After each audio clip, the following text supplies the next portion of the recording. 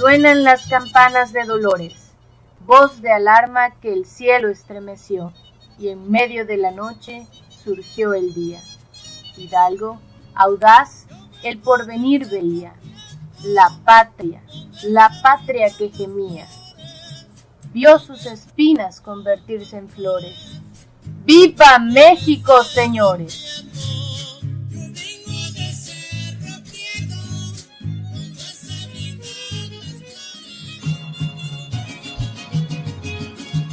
El periodo de nuestra historia, conocido como la Guerra de Independencia, empieza, estrictamente hablando, la madrugada del 16 de septiembre de 1810, cuando el padre Miguel Hidalgo da el llamado Grito de Dolores. Es en esta primera etapa que la muchedumbre era dirigida por Hidalgo, con su famoso estandarte guadalupano en mano. Entonces peleaban con más pasión y arrojo que con estrategia. Atacan la Alhóndiga de Granaditas y Morelos es nombrado lugarteniente y recibe el encargo de levantar el sur.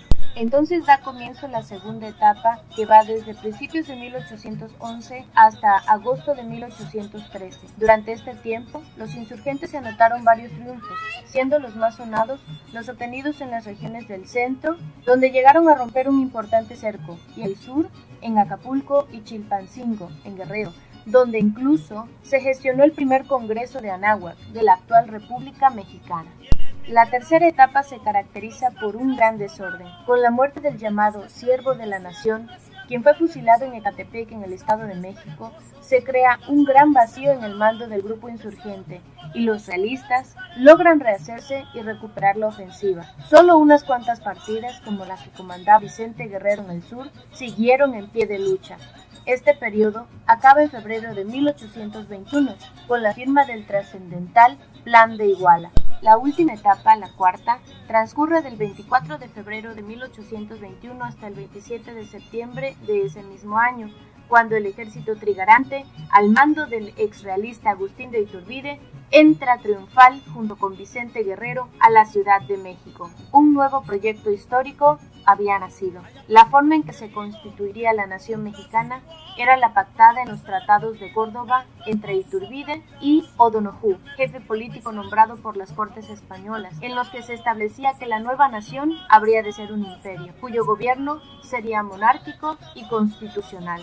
Formalmente, el nuevo orden jurídico surgió el 28 de agosto de 1821.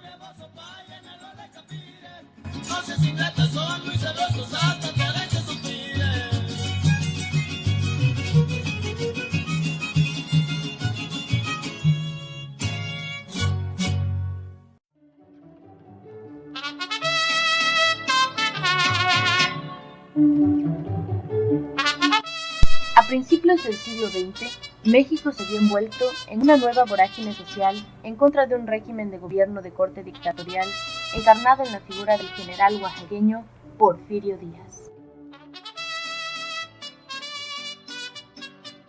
La Revolución Mexicana fue un movimiento principalmente campesino, que luchó por las reivindicaciones laborales y sociales de este sector de la sociedad, pues aunque el gobierno de Porfirio Díaz hizo que la economía nacional se estabilizase y mejorase, las clases más bajas se veían desfavorecidas.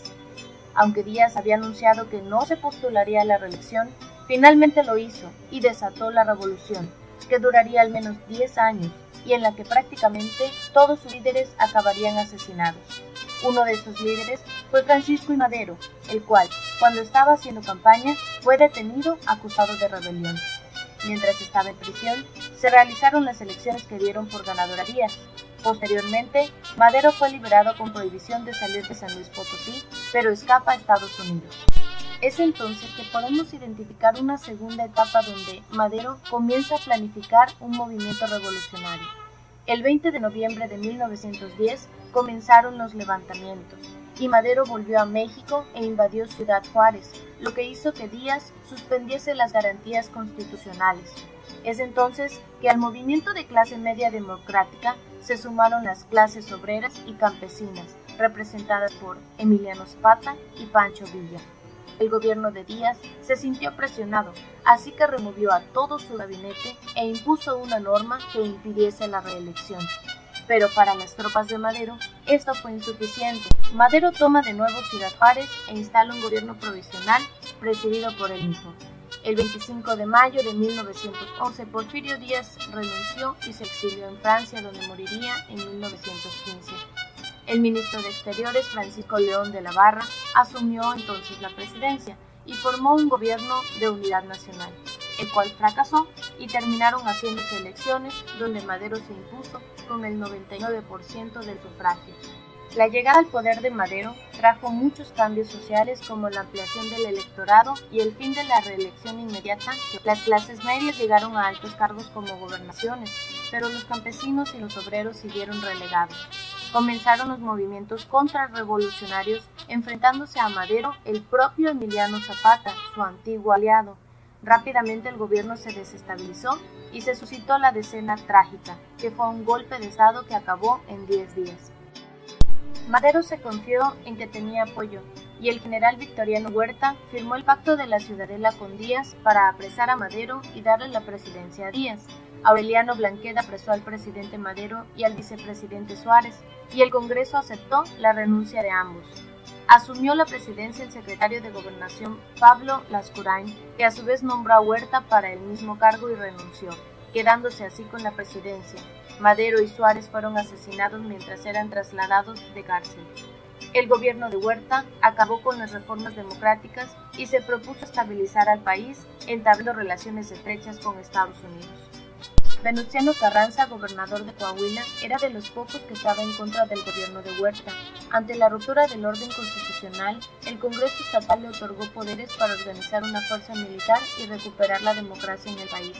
Es así como nace el Ejército Constitucionalista. Comenzaron a revolucionarse muchos estados de la Unión y el país se desestabilizó. Tras la toma de Zacatecas, Huerta renunció el 15 de julio de 1914 y partió al exilio. El ejército constitucionalista ocupó la capital e impidió la entrada a las tropas de Villa. Poco después se convocó la Convención de Aguascalientes. México estaba de nuevo en guerra y Carranza recuperó la capital en 1916. Este general se alió con Estados Unidos, lo que desató la furia de Villa, que invadió un poblado de Nuevo México. Pero en 1917, Carranza recuperó el control del país y decidió convocar a un Congreso Constituyente donde se redactó la Constitución Política de los Estados Unidos Mexicanos, la cual aún permanece vigente. Desde entonces, se consagró el derecho a la educación, los derechos laborales, la propiedad del Estado del producto del subsuelo y la separación Iglesia-Estado. Carranza, después de elecciones, asumiría como presidente constitucional. En cuanto al número de muertos que dejó la Revolución Mexicana, no hay consenso. La mayoría de las fuentes afirman que murieron entre 1 millón y 2 millones de personas. Nuestros héroes han sido vestidos como marionetas y machacados en las hojas de los libros, para veneración y recuerdo de la niñez estudiosa. Revolución, revolución, siguen los héroes vestidos de marionetas, vestidos con palabras y libros.